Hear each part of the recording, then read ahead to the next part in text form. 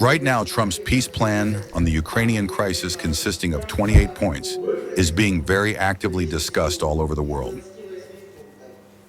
May I ask you, before we begin considering the main items of the agenda, to express your opinion, your attitude toward this plan, and how it is connected with your recent negotiations with Trump in Alaska? Yes, of course. There is no secret here. We have almost not discussed this publicly, only in the most general terms, but this is not a secret at all. President Trump's peace plan for resolving the situation in Ukraine was discussed before the meeting in Alaska. And during this preliminary discussion, the American side asked us to make certain compromises, to show, as they said, flexibility.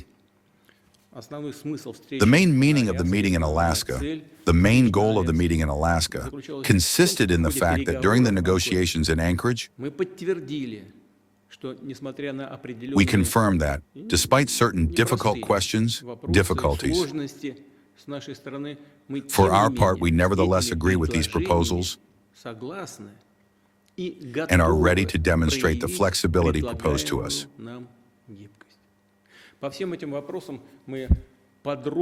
On all these issues, we have thoroughly informed all our friends, partners of the Global South, including the People's Republic of China, India, the Democratic People's Republic of Korea, South Africa, Brazil, many other countries, and of course, the CSTO countries. All our friends and partners, I want to emphasize this, absolutely every one of them, all of them supported these possible agreements. However, we see that after the negotiations in Alaska, a certain pause has set in on the American side. And we know that this is connected with Ukraine's de facto refusal of the peace settlement plan proposed by President Trump. I believe that this is precisely why a new version appeared. Essentially, a modernized plan now consisting of 28 points. We have this text.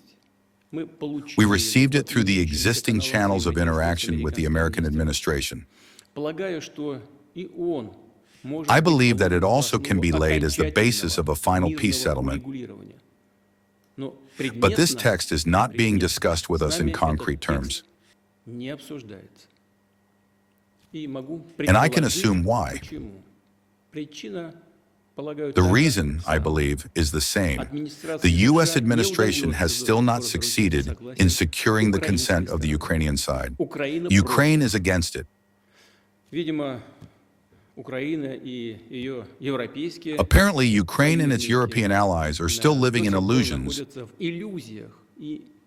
and dream of inflicting a strategic defeat on Russia on the battlefield. I think that at the basis of such a position lies not so much a low level of competence. I will not discuss that aspect now. But most likely this position is connected with the absence of objective information about the real state of affairs on the battlefield.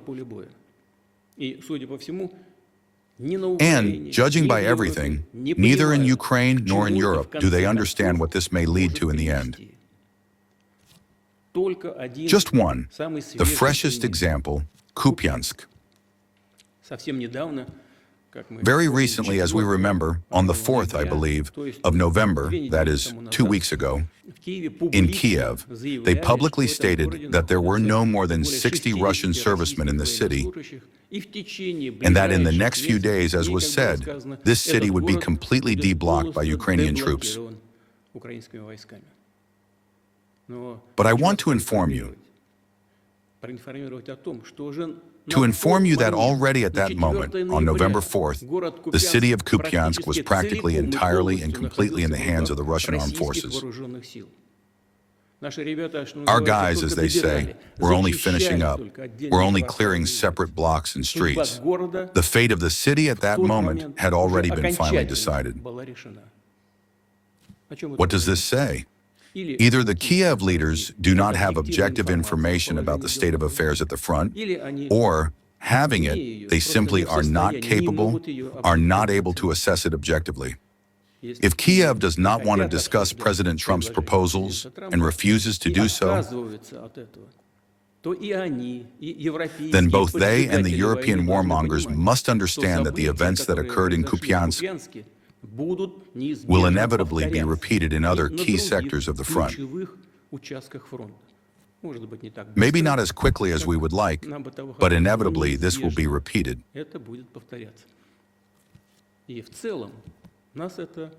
And overall, this suits us, since it leads to achieving the objectives of the special military operation by armed means in the course of armed struggle. But we, as I have already said many times before, are ready also for peaceful negotiations, for solving the problems by peaceful means.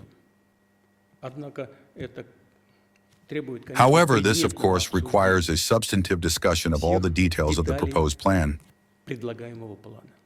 We are ready for this. Let us nevertheless move on to those topics that have been proposed for discussion during today's Security Council meeting. Please, Sergei Viktorovich.